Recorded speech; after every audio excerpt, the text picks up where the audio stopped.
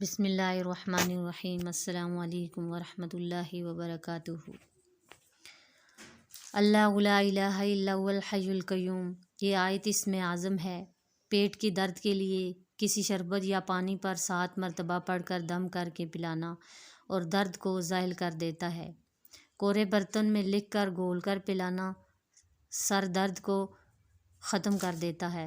لڑکی کے لیے چاندی، لڑکے کے لیے تانبے کے پترے پر کندہ کر کے بچے کے گلے میں ڈالنا ہر قسم کے عصیب، جن اور بھوت کے خلل، نظر بد سے محفوظ رکھتا ہے۔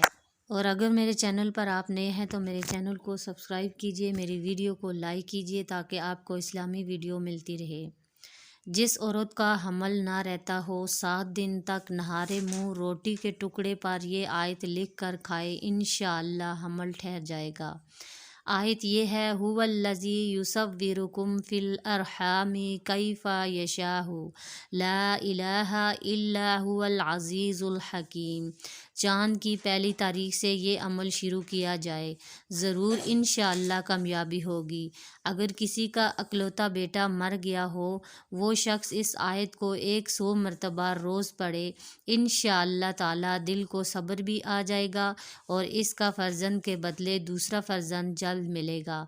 آیت یہ ہے، ربنا لا تزغ قلوبنا بعد اذ ہدیتنا وہب لنا من لدنک رحمتک انک انت الوہاب۔